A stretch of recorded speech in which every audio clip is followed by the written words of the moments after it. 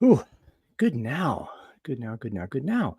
Welcome to the Music of Work, a side project, or actually the real project for me. Who am I? I'm Ryan Erickson.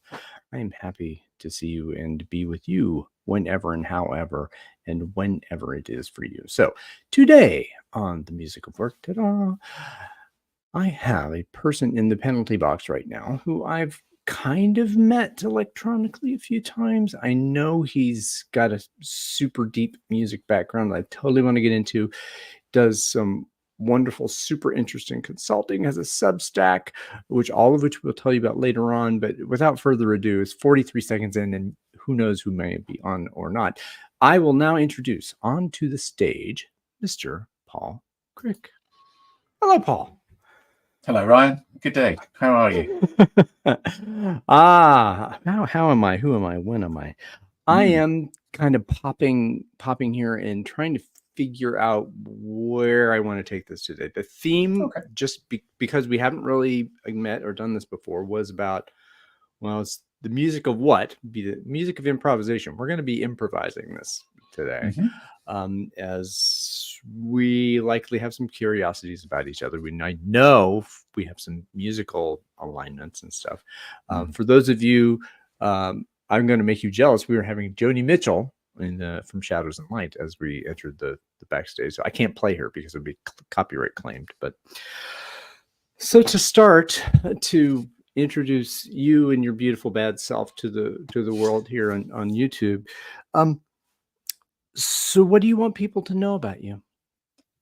So I'm going to guess that people are interested in what I do for a living. So my background is I'd like to say I'm a recovering management consultant. I spent 20 years going around the world for the likes of PricewaterhouseCoopers and Capgemini and IBM and one or two others, working with organizations in a lot of different capacities, helping them essentially try to navigate change and transformation.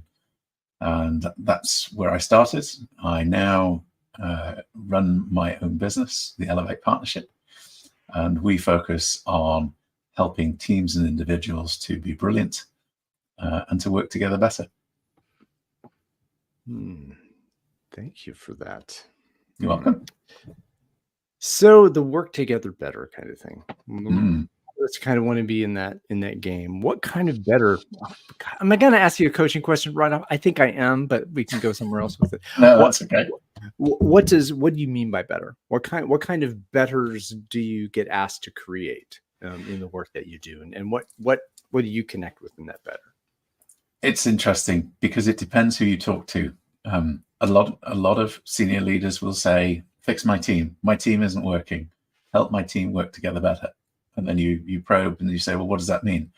Well, they need to be more productive. They need to produce more. They need to stop making mistakes. They need to, we need to produce our revenue, hit our revenue targets, our profit targets, and all those kinds of things. And the problem's out there is the first thing, and it's usually not. It usually starts with the person I'm talking to. The other thing is people want data. They talk about wanting to make things better, but they'll say, "But show me the ROI of that. What are the numbers? If I'm going to spend this, if I'm going to invest this, what am I going to get back for this?" And it's difficult to do because there is a direct relationship, but every business case I've ever seen in the last 20 years, whilst it looks good on paper, never delivers in reality, in either in full or it's often in part. So I start the conversation by saying, look, if you look at the numbers and you take some of the benchmarks, and there are plenty of benchmarks out there, employees on average will spend 2.1 hours per week dealing with unresolved conflict or miscommunication or misalignment. And there's a ton of stories that tell you that. And then if you take benchmarks for salaries, and you say, well, if it's in this industry and this, and it's this is the annual average salary, that works out at an hourly rate of this, take tax off, and here's the cost of that. And the cost for a 50-person business can be estimated to be around $225,000 a year. And that's the start point. What's interesting is I'm because I'm no longer a management consultant, I'm sort of poacher turned gamekeeper.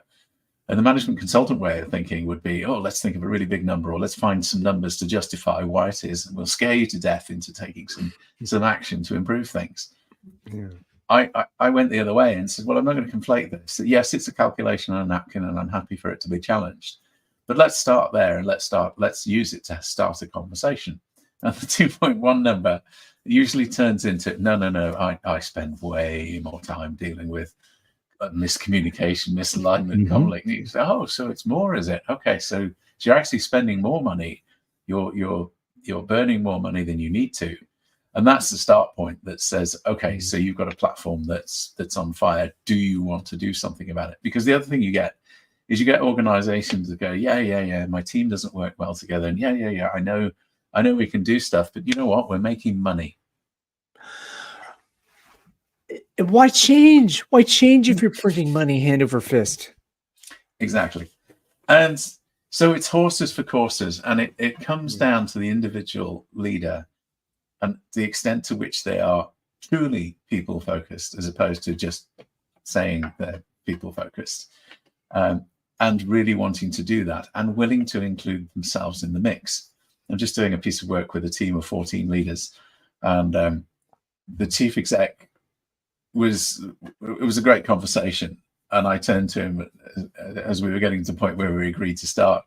And I said, you do know you're in mix for this as well. You don't get away with it. We're gonna look at you too, because at the end of the day, you bring the weather.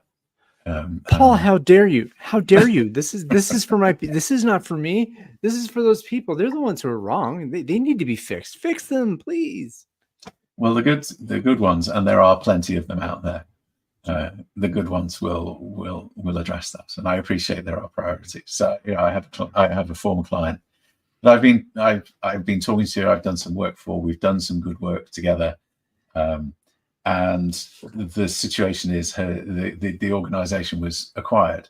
So of course it goes into this acquisition and all that kind of thing. But we're having a conversation about accountability and how accountability was an issue, and how can we come up with a universal thing that's really easy to explain what accountability is, and then encourage people to become more accountable. And again, we're trying to reconnect on this now that the dust is starting to settle post-acquisition. And it's very clear that there's an end of quarter thing going on. So there's a chase for numbers and doing all those things.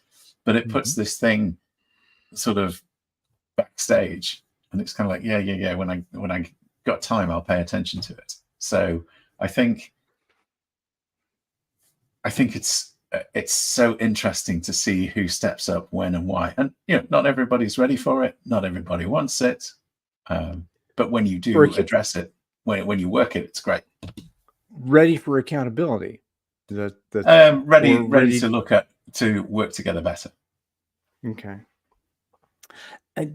I want to dive into the accountability bit first, because there's the assumption again. So in this, so you're singing a song to the world. This is Paul singing Paul's epic tune, and some senior manager somewhere is hearing your epic tune. It's like, I dig it. I want to dance to it. So let me dance with Paul.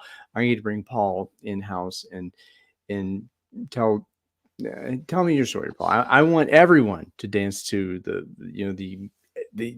mythical 5-act Wagnerian opera that is Paul Crick's consulting agreement. And so, who's dancing to opera anyway? But so then this is okay. I'm going to stand on the top of the mountain and tell those of you that you're accountable. Where are you accountable to? To whom are you accountable? Right? And the assumption is that those who are individual contributors are accountable to manager, and accountable to the top manager. And that doesn't, this is philosophical, right? That's a traditional way of looking at accountability. And that if you're accountable to me and I'm accountable to that person, there's the incentives are kind of,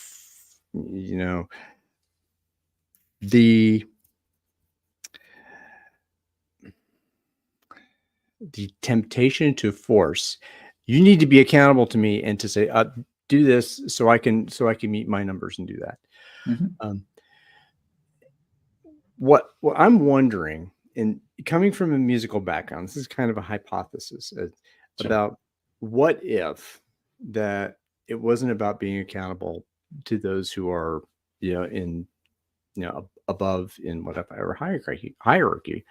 What if it was about you and me being accountable to one another and to say, you need me, I need you, and we need 5, 7 other people to do what we need to do. Is that kind of accountability, where it's not, I need to report this up, I need to report this up. What does that's like music. That's like, to me, that's making music with a team, and we are in ensemble, making art together. Mhm. Is that, does that sound like it's really possible? Based on what you see, does that kind of horizontal accountability, what does that sound like to you? I think it is possible. And I think it relies on using accountability as we understand it in the traditional sense as a tool of last resort rather than a tool of first resort. Um, I think there comes a point. So in a musical ensemble, let's say a jazz quartet, everyone plays their part. Everybody listens to everybody else. Everybody takes their turn. Everybody improvises. There is an etiquette that's either for that ensemble or for that genre, and there are some rules of the road. So if you follow those, that's great. And everybody has a responsibility to show up having done their homework. So they know their scales, they know their arpeggios, they know the pieces, they know the charts, they understand how that works, and they understand how to perform together, which is great. And they perform in rehearsals, they perform on stage, they show up on time, they take their share of load in and load out, if they don't have a road crew, and that's how that works. And because they love it, nobody has to point a finger and say, you need to be accountable. It's kind of like, I love it. And I'm just showing up. I'm in my happy place. I'm doing the things I love to do. One finger can't lift a pebble. We can't play this piece. Well, we can do a solo piece, but it's not the same as us working together as a spectacle. And we're looking for that moment when we magically fall into the pocket and the audience's jaws hit the floor and go, what the hell just happened? Do you know what I mean? Do ours together. And this is like the gold standard. This is the stuff that I wanted to seek. And it sounds like you're exactly speaking the kind of ensemble performance that could really unlock a lot of this engagement in the workplace that people complain about, the Gallup numbers that haven't changed for 35 years, and we still measure the same things and get the same results. And when you wonder why that is, so being an ensemble, and you mentioned very, very specific things I talk about too, is that I respect your mastery. I know that you're coming as a pro to play, and we are playing together. We are bonded together to do this piece of music in this place. And whether it's a jazz ensemble with that level of mastery, or your section players in an orchestra, or what have you, that kind of ensemble experience, and not the performance that I want to perform. I want to perform at my highest because I'm in it with you and we're in it for the audience. I'm not performing for the senior vice president of music so they can tell the chief music executive and to tell the board of music directors that we did a good job and that we should be paid for it. So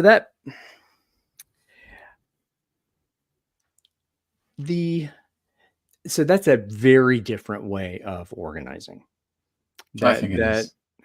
And that's one of those things that, well, how might folks like you and I know there are other people out there who get this, who have come from with a musical background, either formal or informal, who know what this feels like. How how might we be inspirations to those folks who are in organizations to make the music happen? I mean, that to me that's the work worth doing, right? And that's kind of like what. And I know I'm kind of going into the how, but where do you see that happening? Who do you see executives or higher ups who maybe you have a hint that they might be in that kind of being able to hear the musical language?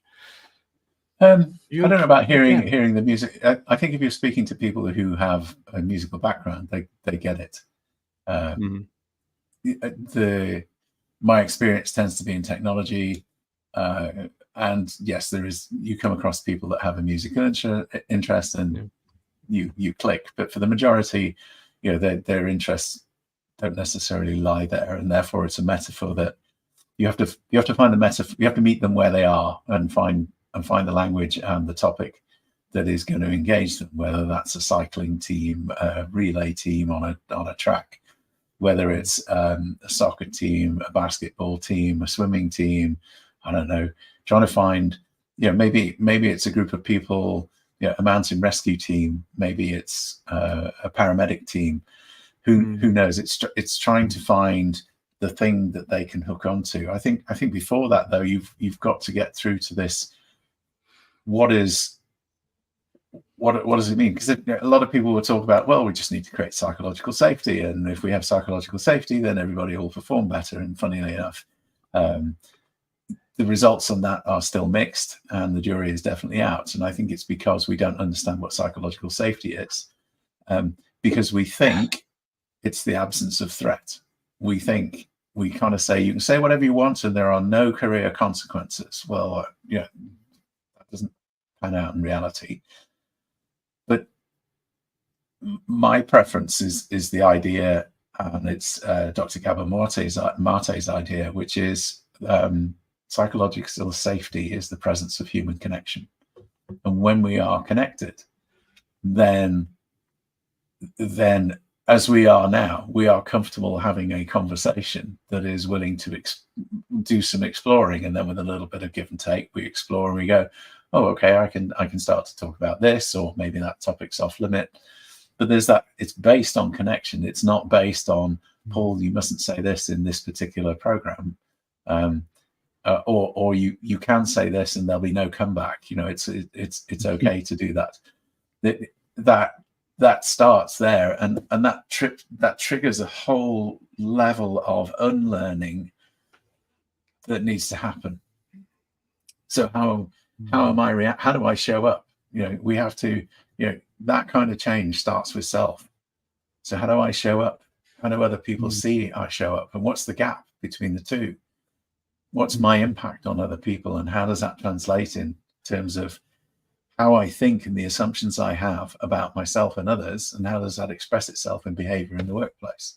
Until we can get a data fix on that, so for all those who think, oh, this is soft and fluffy, we can find ways to produce data that says, actually, no, we've got validated, reliable data that we can show you that for this particular snapshot, in this particular context, this is how people see you showing up. And here's all your strengths, and here's the ones that you're overusing and could use differently to get a better result.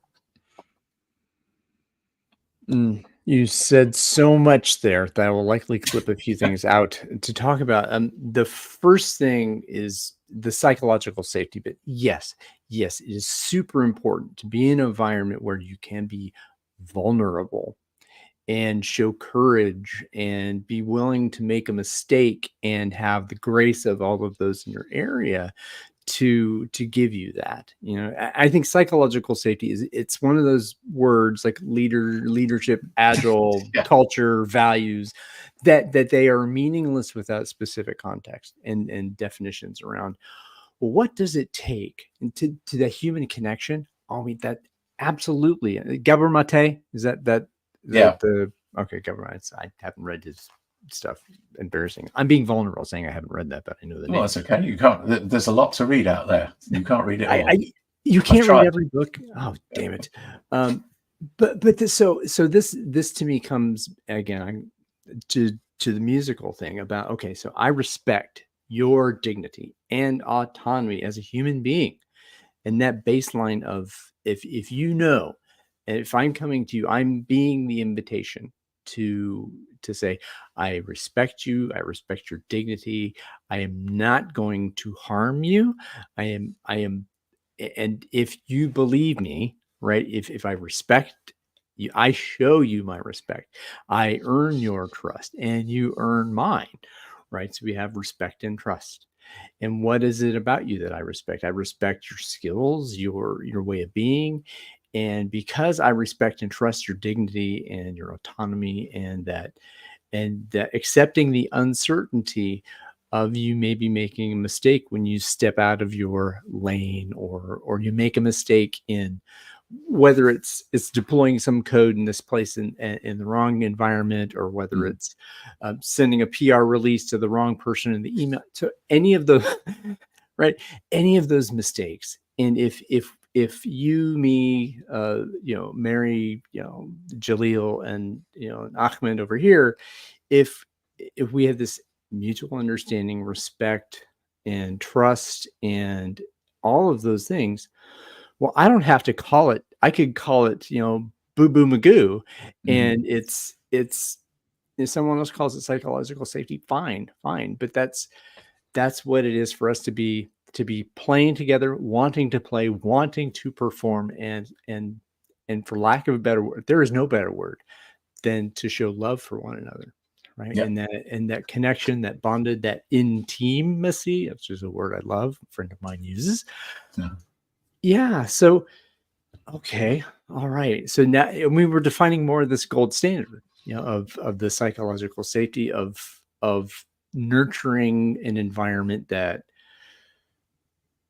affords adult humans the opportunity to behave like adult humans with each other doing work, and not to be afraid, and not to have, like, again, you said it first, I'm not threatened, Mm. right? Psychological safety from what? Yeah, Safety exactly. from safety from a compliance lord, so if I'm bound by compliance to a strict standard, how on earth am I, why would I be vulnerable? Why would Mhm. I expose myself to that danger? Mhm. So, uh, the so in your work, in your consulting work, so the I would what what hierarchical level of, traditional organization do you typically have the conversation with? And I what is the hardest? How do the conversations go throughout your engagements? That's out of curiosity. um, so they say yes lives in the land of no. So there's a lot of no's, um, for all sorts of reasons. I've spoken to people, and remember one organisation I work with, a former colleague of mine, does a great job as a CEO for a company, and he was, I need to get my team together and sort out how they work together, and it took a while to do that. So I said, look, let's do a test. Let's do a trial. I'll come in. We'll do some exercises for half a day, and we'll see what the team learns, and if you want to go further. And it's been interesting because I saw a lot of correspondence, that was going on between team members. I'd get sent WhatsApps of, this is the kind of conversations our team members are having, and I'm going, oh, that's really interesting. And Fascinating. it's yes, really fascinating. And you go, okay, that's where you are. But there came a point where this person didn't want to take the chance of moving forward and go vulnerable themselves to sort of move the team forward and give the team the opportunity. Now, whether that was he didn't want to hand off, he didn't want to be that vulnerable and hand off the control, to let the team figure things out for themselves. Whether some other priority was more important. So I know it was around the time that COVID was sort of coming to an end. The restrictions were easing, So perhaps there was a chase for revenue. And I come back to this thing, it's like, well, we're making money, so why do we need to invest in our teams other than keeping the people that are high performance and deliver the results for us? I get it. And that's fine. If you want to keep going like that, you can. And there's nothing to stop you, except that the teams that do invest outperform the teams that don't. The data is compelling. And therefore my question is, well, why don't you want to do that? All right, you've got the disruption, you've got to try and find the time to organize that. Maybe you've got 600 other change projects going on at the same time, and another one isn't going to help, particularly one that is important, or one that bursts, breaks the banks of the levee, and it overflows, and everybody treats it as a moan session. Yeah, and I can understand that. Yeah. So it really is a forward-thinking senior leadership team that wants to do this. Sometimes it's driven by life and circumstances. So one team I worked with, the CEO said, "Oh, I want to, I've been driven. I'm a serial entrepreneur, but I'm 60 next year, and actually, I want to slow down a bit. And I want to enjoy my life while I've still got, the faculties, and stop thinking about work every 2 minutes and stop arbitrating on every decision. I want my team to step in and lead and take some of that responsibility, but they don't know how to, and they've not got the capabilities. Can you help?" And therefore, that's great, because there's a personal motivation in there as well as a professional motivation to keep the performance of the organization going. So everyone's different, and every organization is different. In that exact, so wondering about in the executive, who wanted to enjoy his life as opposed to being slave to whatever incentive to do more, make more decisions. So what can happen? Did you have a conversation with him about how did you find that out? First of all, I guess was that an inbound? It was just Paul, my work sucks. My work sucks. I hate it. I want to do something else. Was it that? No, it wasn't that. No, it wasn't that. It really was a genuine. I've built this organization. It consists of 5 businesses that are active, 3 businesses that are dormant. I'm involved in every one. I'm the conduit through everything, and it's grinding me down. And I'm approaching my 60th birthday, and I want to take the foot off the gas some, and create room for others to step in and lead. I don't know if they've got the capabilities. I don't know if they've got the experience. I'd like to give them the opportunity. Can you help? That's very vulnerable. And then that's a behind closed doors, one-to-one conversation, scoping out, where are you coming from? What's driving this? Why me? Why now? Which are very important questions to decide whether this is a project that has legs or not. This project, meaning the change initiative, the change, yes, the reason for bringing Paul in. Yeah, because you're not going to do it in 5 minutes. You're talking about 12 to 18 months journey.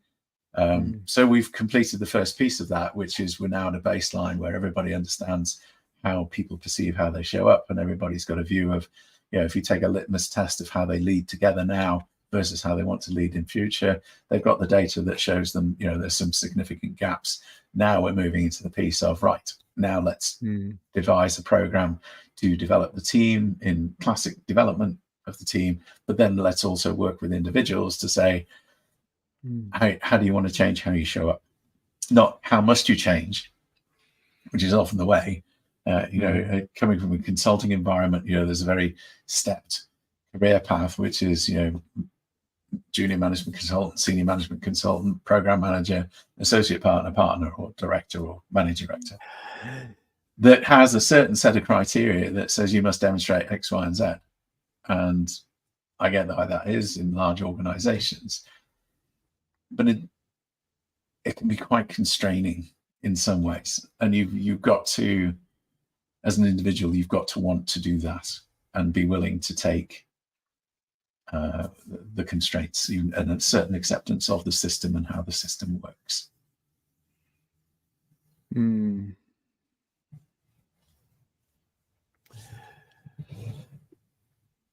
I want to say no, you don't. No, you don't. You can just go. You can, and that's okay. You can go, because if that was the path I took. I didn't want to go to partner. I didn't want to go down that path. I wasn't comfortable. So I'm glad you went there, because I wanted, if you would maybe tell me a little bit of your biography. How did your individual consult? Well, yeah, how much time? Okay, so we got enough time. However long you want to take. No. So how do you define your consulting practice? What kind of consultant are you? You know, what instrument? Well, I'm not. Kind of thing. I'm not a consultant. I think, and I'm not a coach. I'm coming to the conclusion that I'm more of a thinking partner, and that really my job is to help people think differently, both individually and collectively.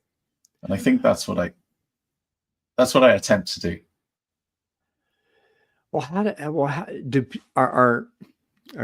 gonna step into a persona here. It's like, Sure. Well, I'm at I need a thinking partner on my team.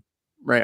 I need to buy a thinking partner out there. It's not like there's job postings. And that's the thing. People don't buy thinking partners. They buy the outcome. Help my team work better together. Okay, what does that mean? Oh, it means we do our numbers. It means we do less rework. What is that? We bring forward, sales don't slip into the next quarter. We do what we say we're going to do. It's those kinds of things. And that conversation progresses into deeper and more you have to ask levels to connection. Yeah, because you have to ask, so why aren't you doing it now? How does it serve you not to do it? If you don't change, what happens? I was having a conversation. It's an ongoing conversation, because it's a company I'd really like to work with, working in the clean energy area. And I'm asking the chief people officer, so what happens if you do nothing? She said, oh, wow, I've not been asked that question before. That's great. And you go, good. That's new thinking. That's making you think about it. Yeah. How does it serve you not to change? What is the story? What is the narrative that perpetuates if you don't change? Oh, well, we don't change because of this. Or, the story we tell ourselves is this, and that's the story we tell everyone else. Yeah. And if I weren't to tell that story, I would be. Who am I? What do I do? And where do I go? And what's in this? And I don't have a job? Well, if I don't have a job anymore, what's my identity? I think you said you're kind of tie your identity into this place, and that. Oh, where do I stand here? Oh, I know where I stand. Okay, I'm stable. I have stability here, and I don't have to deal with uncertainty as much as I think. If I don't change, things are going to stay the same. Maybe that's an assumption. And my identity is secure, and I'm not in danger. Yeah. And I don't have to live with uncertainty, even though I have all the agency I need to change. I get it. It's risky. I always remember years ago, I was a 40-a-day smoker. I look back now and I go, what were you thinking? Anyway, wow. I used to have a very heavy smoking habit, and I was grossly overweight and just unhealthy. And I remember having to tell my boss for the very first time when he swung by. He was a smoker, and the habit was he would sort of gather one or two people when he was going for a smoke break outside and say, "Shall we go for a cigarette?" And we'd all go, "Yeah." And then we pick up all the gossip or his latest thinking or this, that, and the other. It's kind of like a water cooler conversation, but outside with cigarettes. And there was the first day where I said, no. I said, I don't smoke anymore. And you just feel just like it's tumbleweed across the. You're strange, And it's the same. It's the same when you give up alcohol. It's like, what is wrong with you? Yeah. People like us don't do things like that. That's not the way we do things around here. And this is, I think I was you alluded to it. What's the fear, right? Mm. The fears of being outcast, And it's very, very real. And you've only to look at data about attachment and what happens when attachment doesn't happen in young children, in babies. That's very real, and it's a real threat to our nervous system. I hate the term wired. I'm trying to find a better. We are biologically set up to connect with each other, and when we don't, and particularly when we are excluded, that creates emotional pain. That emotional pain exists in the same brain center as physical pain. So it is real pain to be excluded. And it happens all the time. Yeah. And then we have unresolved events and energy in our body, and that influences how we think about, how we make assumptions, stories we tell ourselves, which then translates into behavior. And then we're back where we started. In the stories we tell ourselves, or the stories we tell ourselves about other people, that inform our worldviews about where we stand, and that I am people like this. These are, I affiliate with these people, and I feel comfortable in this, and the stability, and okay.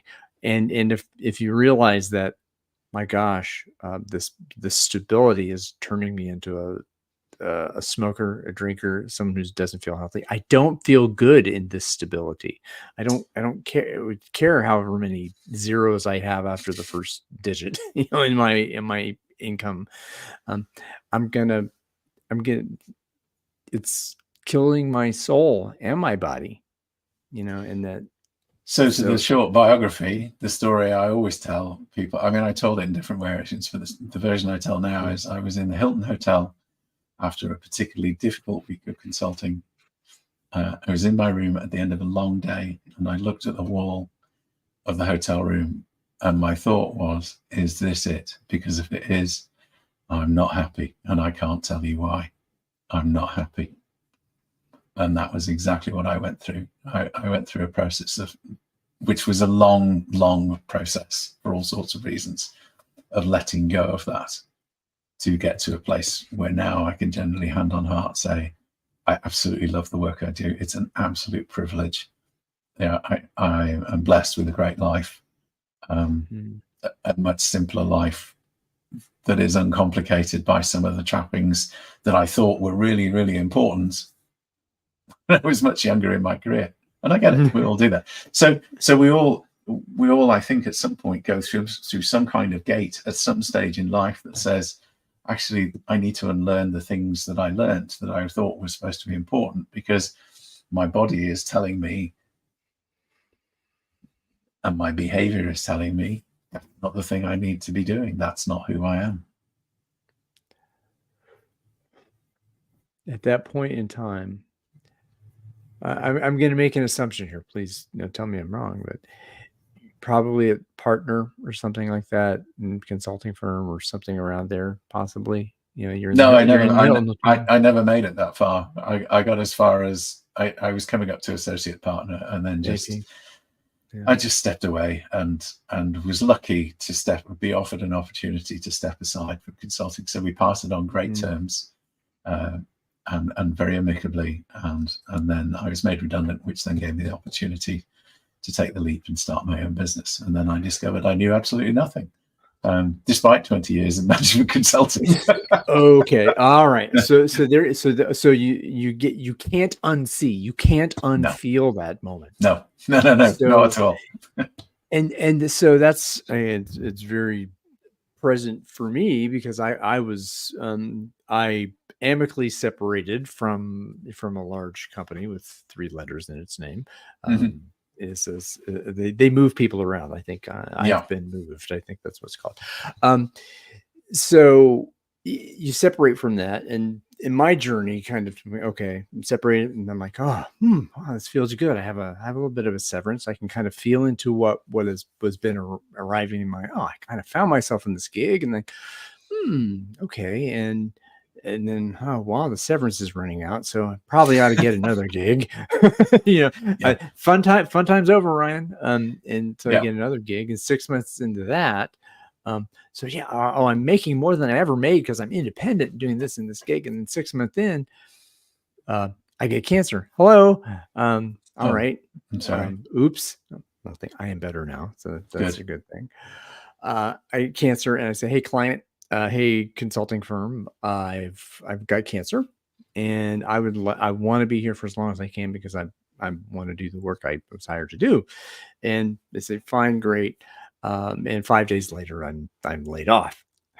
So, and this is fall of 2019, or actually Mhm. this is summer Right. of 2019. So then I go right into COVID, and I didn't have that moment like you had, but it was this. I'd already kind of been burnt a few times about Okay.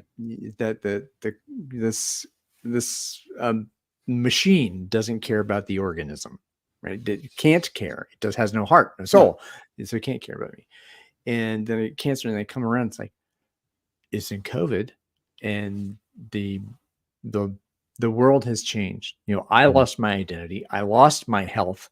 I've lost anything, and I'm like, I don't want to go back to No. that environment again. And so then, wow. And I am still trying to figure this out. So that moment of, okay, what do I need to do? How do I need to be? Who do I need to be? What Mm. instrument am I going to learn so I can play it and gig with folks and do a house band here and do a gig here and Nice. go to write some tune as a jingle, and so how do you build a career out of that realization that I don't want to play that game anymore. I want to play a new game, but I don't know the rules. I I I don't necessarily know what my position is. I don't know what instrument I should play in the band. Um, and I kind of have an idea of what the goal is, but I don't know. I don't know what's going on. How did you have that? What was that moment like, from the I can't live like this anymore to the okay, I can survive like this? Is that how'd you get through the liminal space? I think that's Oh the man. question. I mean, that involved a lot of financial sorting out. It involved a lot of soul searching and a lot of inner work over the years to actually get to a point where I could even entertain the idea that I was strong enough, good enough to go on my own, and that people would want to engage me for work. And they do. And they tell me I'm good at what I do, which is what I tell people. I just say, well, I can tell you till I'm blue in the face, I'm good, but there's no need to believe me. Go and talk to the people that apparently think I'm good at what I do. They are my best salespeople. I think the experience is no one event, and I think you look back. It's like Steve Jobs says: you look back through life and you join the dots in reverse. And I can see how that's happened. I did neuro-linguistic program. I trained in psychotherapy. I trained in energy psychology. I tried this. I did this side gig. I did that. Little bits of it worked. I did this other thing. I worked in artist development for a while. That was great fun. I played on stage in in a couple of high-profile venues, and that was fun. And I learned some stuff. And by doing it, I learned what I wanted to take from that experience and what I also wanted to leave behind. Mm. And I think the saying goes, I have immense respect for anyone that takes the entrepreneurial route, because it is courageous. You do risk a lot. You're the swan gliding across the water, pedaling like hell underneath, hoping that your savings will last, and that when you dip into your pension, you go, oh, I know I shouldn't do this, but I really don't want to go back to a job. And so a lot of it is developing that I think a lot of it is developing self-trust. Trust in yourself, trust that the process will work as long as you work the process. And what I've noticed is when you think you're going to go under, something comes from an unexpected direction. You go, well, I don't know how that happened, but I'm so grateful it did. And It's you like, start to learn to trust that a bit more. And it really is a mhm. case of, you are building the parachute as you've jumped out of the plane, and trusting that you will be held, and that you will learn to fly. And it's a bumpy journey. It's a difficult journey. but I can choose my own time. I genuinely look forward to Mondays. I look forward to working with my clients. I get to do the work I want to do, not the work that people need me to do, or stuff that I'm not good at. And there's plenty I'm not good at, by the way. But I give that to other people. I go, listen, I'm not good at this. You're brilliant. You're brilliant at it. Help me do it. I don't play country music. You know, No, I don't no, do it. I can't. Yeah, No, I can't. no. I love, you know, hey, great players. You know, Albert Lee, fantastic. You know, I was going to say, if Albert Lee's free, get Albert. Yeah, yeah, he's great. Yeah. So you just learn, and I suppose, apart from meeting and marrying my wife, which was definitely the best decision I ever made in my life, the other one was to enter an Aikido dojo and start to take up martial arts fairly late, because it's a somatic practice, it's a collective practice, it's non-competitive, it's a non-striking art, so it has everything in it for all the right reasons. It's known as the art of peace, the art of love, and yet when you look at it, you kind of go, that's strange, but it is as beautiful as ballet. It's as demanding physically as ballet, and there's just something about it that spoke to me, and it's everything to do with how you lead yourself, and it's because it's about self-mastery, which you never achieve, and it's all about how do you work as a collective, how do you learn to lift other people up. So if you meet a white belt and you're a black belt and you train with them, how do you give them confidence to go, you can do this, you're just at a different place in the journey, and stick with it, all those things. Yeah. Oof. So much music there, so much is similar. How did Aikido come into your life? And I also want to say your Substack is the Pocket Dojo. It is. And it sounds something of an Aikido reference there, I'm guessing, right? Yeah, because a dojo is a place where you practice, and I just wanted something that people could carry around in their pocket, somewhere to practice that you carry around in your pocket. So my wife came up with it. She said, how about the Pocket Dojo? And I went, that is just brilliant. So the credit's all hers. And I try hard to get people to think. I try to be a voice rather than an echo, which, you know, that means it takes longer to build the readership, and I'm not doing listicles, and I'm trying hard to stay away. I'm trying hard to think about things in a different way. And there's people that do it way better than me, people like Seth Godin, you know, who are much more articulate than me.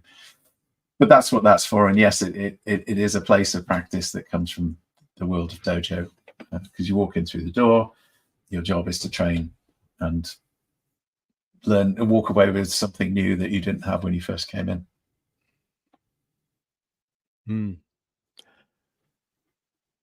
Or the rehearsal space, the practice room, or something like that.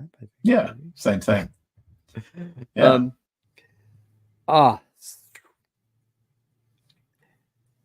Are you bound at the top of the hour? Do we need to start lengthening this? No, I'm good for as you go as far as you want, and then when you've had enough, just kick me off.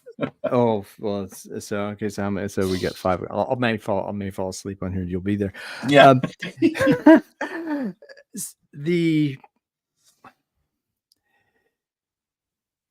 I would imagine, again, you mentioned Seth Godin, again, reading Seth Godin. Seth's a big guy. Do you have a favorite Seth Godin book?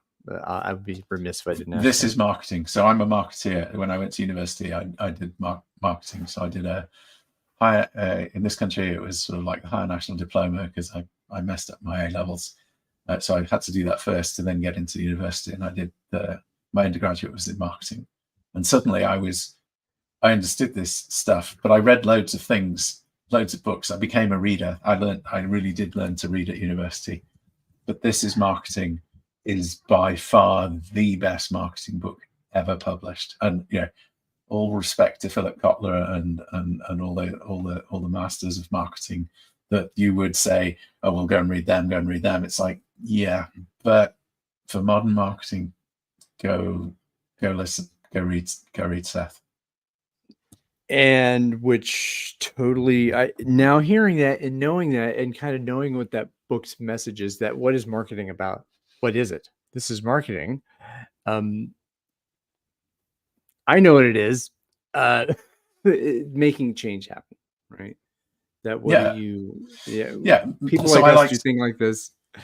and make things better by making better things. Yeah, those are the maxims I love, and I try to look for clients that are really committed to the work we're doing is trying to make things better by making better things, rather than people saying, oh, who's your avatar, who's your ideal client. Well, one of the things in the back of my head is this organization trying to make things better in some way, shape, or form.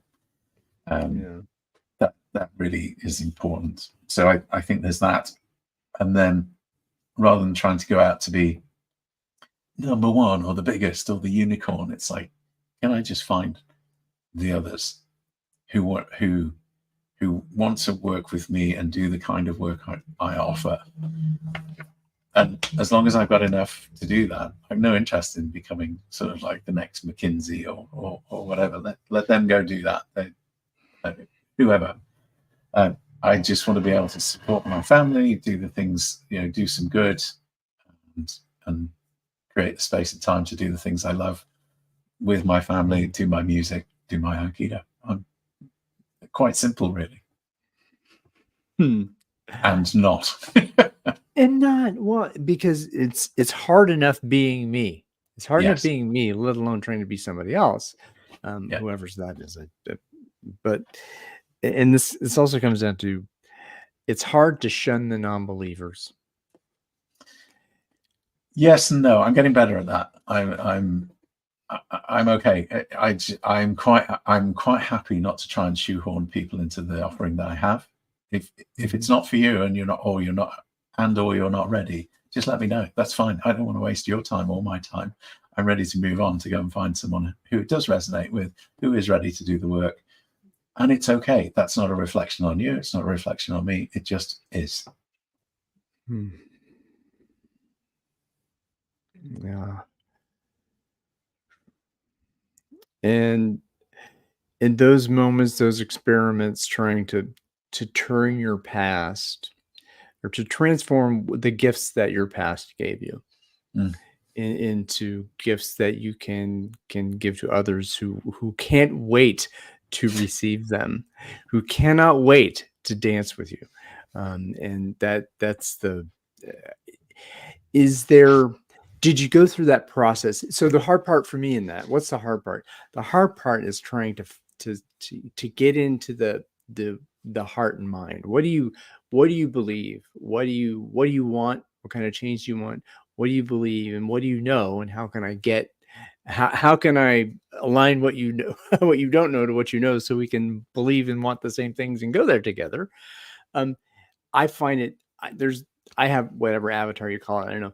Was the empathy challenge that hard for you, or did you kind of have an idea of who you wanted to sing to? Who was your audience? Yeah, it's people who are tired. It's people who are tired of living in a skin that isn't theirs, and they really are in pain. They really want to shift from where they are, and they want to move to a place where they can inhabit the skin that is truly theirs, so that they live their values and integrity, with integrity, without compromising their health, and without compromising beliefs or anything else. That really is it. So it's looking for people who are at that point of, I have a bleeding neck, please stop the bleeding. I'm tired and it hurts, and I'm showing up in some way. I know I keep doing this thing, but I don't understand why I keep doing it, because I keep trying different things and they're not working. I've read all the books. Yeah, I've gone read to all the the books, seen the workshops. movies. Yeah, I hired 10 coaches. To which my answer is, you need to get on the mat. We always talk about the mat in Aikido, and it's kind of like the mat has all the answers. So you can watch all the movies about Aikido, you can read all the books about it, but until you get on the mat and you fall on your ass for the first time, you kind of go, I'm learning. Good. Plans are great until you get punched in the mouth. Yes, exactly. Says the philosopher Mike Tyson. one of the ways I came into contact with you, Yep. one was hearing you on Dave Theron's podcast, which I want to know how you came into contact with Dave. I have a hint that it might be because of your involvement in Tom Bohank and the Prometheus project. Is that? Yes. Yeah, I've sort of been working with Tom and learning from Tom about his framework. He has a very ambitious mission, which he has made tremendous progress on, which is about how do you make the practice of leadership easy to understand so that you can make good leadership more common, to create more leaders, essentially, to help people do that. And he's been really smart because he has talked to some real leading authorities in that space who've really helped him shape his ideas. And it's not simple. That's the problem, which is why the topic is so researched. And it's that classic story of I forgot what it was. I think the monks in India that have got hold of the blindfolded monks in India that have got hold of an elephant, but they've all got different parts of the elephant, and they go, oh well, I've got hold of the tail, so it must be a rope, or I've got hold of the trunk, and that's something else, or I've got hold of the leg, and so it must be a tree, or I hold of its back, oh no, it's a rock, and that's the challenge and then it gets so distorted, and then we're all seduced by the elite athletes, elite sport, elite military, elite performing arts, and we go, well, that's it. That's what we want to do. And then it's that classic thing, isn't it? A stupid joke. So how many people want change? Everyone. Good. So how many psychologists does it take to change a light bulb? One, but the light bulb's got to want to change, and that's the issue. It's an old joke. It's an old joke. First? Yeah, who's going to go first? And it's the ones that go first that kudos, huge courage for doing that. And they exist, and there are more of them. We just don't talk about them enough. It's kind of like it's like watching the news. We all love watching bad stories because we're somehow, we're attuned to negativity, and we go, oh, it's war. That I'm attracted to that. Whereas what we want is all the good news stories of all the people that are doing great stuff, and people going and accomplishing things, and those stories do exist. They're just not necessarily in the mainstream. Well, I wonder, and I hear that, and then every time some good news program comes on, I find like maybe this is just me, but sometimes I don't feel like I want to watch it necessarily, and because and I'm thinking about that. Well, Ryan, why is that? And that sounds really goofy. But then I almost think like if I'm looking at that, people shouting at each other about ridiculous things that really don't matter, and just making fools of themselves, and that is kind of entertaining. Whereas if I'm watching someone doing real work, like going to India and helping people see who can't pay for glasses, or Acumen Project, or whatever global kind of initiative to help really shift the human condition. I can't watch that because I'm jealous. I'm jealous. And why is that? Oh gosh, oh man, that's great, but that's not me. I'd rather watch Trump and Harris bat it around and say, God, they're so dumb. They're hopeless, hapless, crazy, whatever. But and then it almost feels hopeless just to want to do good, and that's it is, and in this moment, again, you see there are people out there. There are folks who want to go first, who are willing to be the early adopters to say, hey, this isn't working. This isn't working. I can't stand it anymore. And I don't know that that's going to work. That might not work, but it just might. And I'm willing to go first. I want to go first because I can't stand this anymore. Which is and I think this, I don't know, are you familiar with open space technology? I would imagine you are. So I'm a huge open space person. I've bought the whole pill, but one thing that gets lost in open space is that there are some preconditions to it. To have a really rich open space that opens the space for transformation, is that first of all, you have to have a burning issue, something that Yes. people really care about, that has a high degree of complexity. Nobody has the answer. There is no one answer. Mhm. There's an extreme diversity of opinions, people coming from all over the place. There's a high potential for conflict, right? Okay. So that's all this stuff's uncomfortable so far. And you have number 4, a deadline of yesterday. Yes. So if all that stuff is together, well, open some space and let the people get to work, right? Then the super simple sit in a circle, put up a bulletin board, open a marketplace to get to work. That's fine, that can happen, but you just can't just do that in Nope. some place where people are printing money hand over fist, and there's no urgency, and we're all in lockstep in compliance with the same bit, So yeah, and where and again, this is the marketing, this is singing the tune that people dance to. Where do the to what frequency are the early adopters listening? And I Well, think in those, I think they're turning the TV off, and I think they've stopped scrolling. I think those yeah, are two. I think those are two very, I was going to say simple steps, some positive steps that you can take. yeah. Stop reading the news, stop watching the news, and get out and have conversations. Go meet people. Go do what we used to do. Read books. Have conversation. Talk about ideas. Explore. Be willing to accept different points of view. Be willing to celebrate differences, and be willing to see similarity and celebrate that too. And wow, the first thing of that, it's in a it used to be you go to coffee with someone, right? You could kind of go to, when you do that, coffee will let you do that in public. And there's a certain level of protection you have there, and that you have to be somewhat guarded, that you don't just burst out in tears or tell some story in public. But this domain, again, when it's not being recorded and live streamed to whoever else in the future, this domain, I think, affords an opportunity to get super intimate and super close to someone and speak to their heart. Yeah. And again, I want to listen to your story. I want you to see me looking into your eyes, and hearing you and listening to you and attempting and offering you the grace to understand and to be there.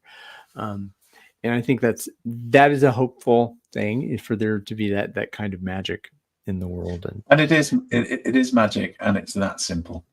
People, I believe, in my 17 years of doing this work, people want to be seen and heard for who they are. And when we do that always creates magic. I've never not seen that.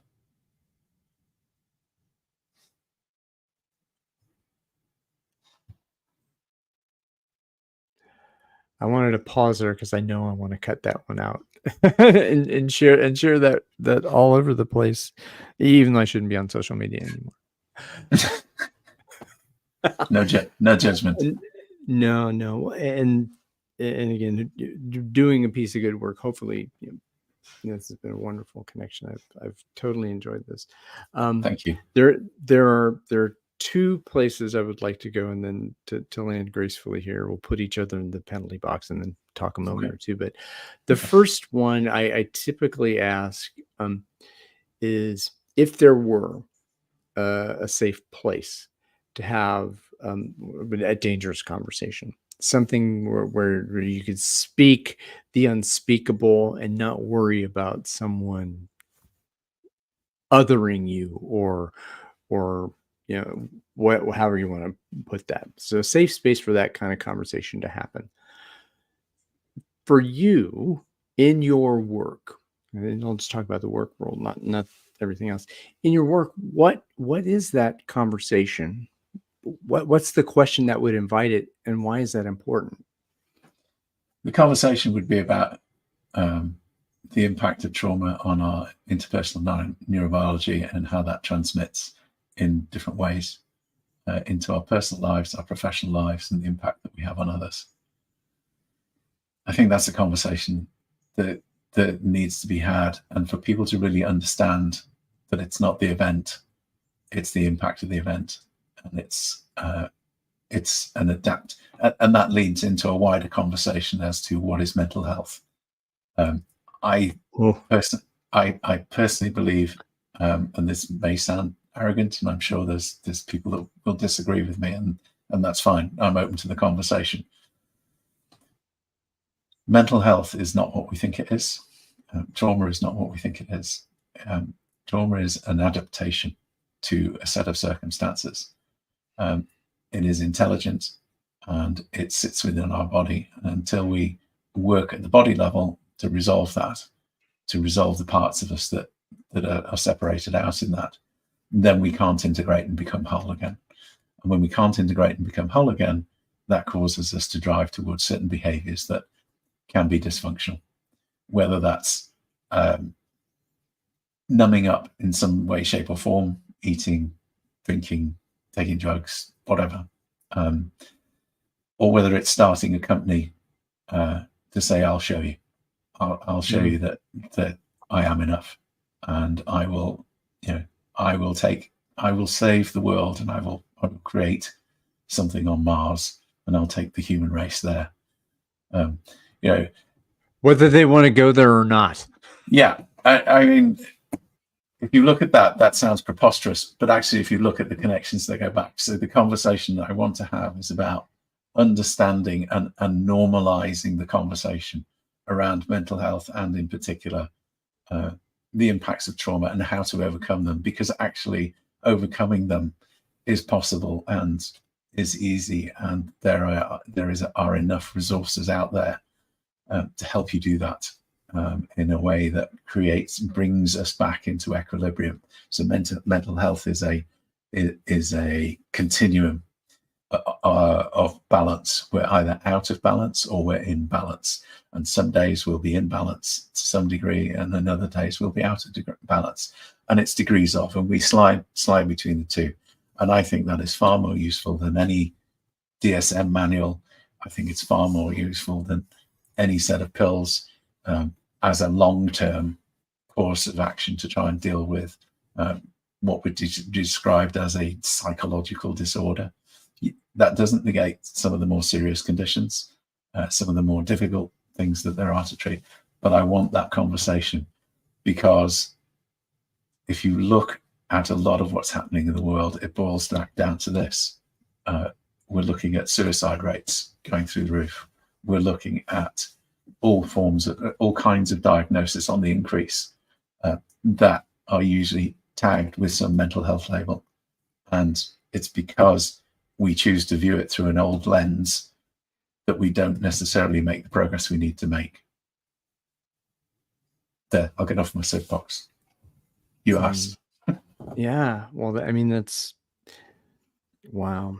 And usually I don't dive into that question, but usually that's the end of it. I feel a draw to say, if the global mental, if there were a mental health, I was like, could there even be a metric? How would you measure it? And that's that. So I don't necessarily want to go there, because that's kind of going back to the DSM. How many diagnoses do we have? Do we have this? But you can measure. You can measure well-being. You can measure well-being. You can take proxy measures of habit. And this is the other thing. We're so insistent of, oh, well, this measure needs to be valid and reliable and this, that, and the other. It's kind of like, how happy are you today on a scale of 1 to 5? Oh, I'm a 5. Great. Okay, that'll do for today. Is that measure valid? No. Is it reliable? No. Not in the scientific sense. Is it a useful indicator of how you're functioning and showing up today? Absolutely. And yes, and there's a criticism of self-reporting. Maybe I'm just lying because that's cohort. So I'm required to say how happy I am. Oh, and like, fine, I'm a 5. Get out of my face. Yeah, you know? exactly. And I'm sure plenty of that goes on, and people who game the system and get off my back or whatever it is. And that's why you have to triangulate. You just cannot work with data. You can be data informed, but what really matters is the conversation. The value is in the conversation. And we don't have enough time for the conversation. It's transactional. There's not enough time to go fast, really. No. Really, No. that's But we have so little. So we have so little time. We can't afford not to go slow. Maybe that's. But when we go slow, we go smooth. When we go smooth, we go fast, and that comes straight out of martial arts, and it's true. There's a substantial difference between power and force, and if you want power, then relax. So go slow and relax.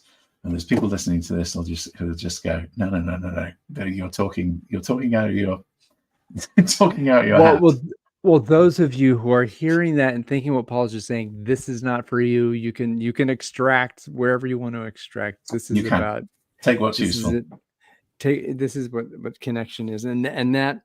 Okay, I'll say it. It's Vinnie Colaiuta quote. It is thought is the enemy of flow. Right? It is.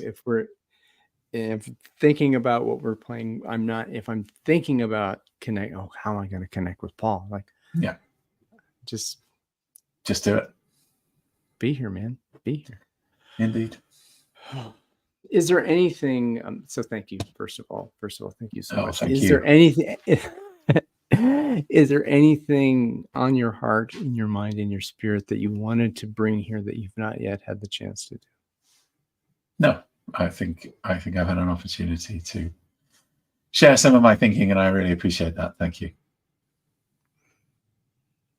Well, thank you for the precious gift of your time and attention.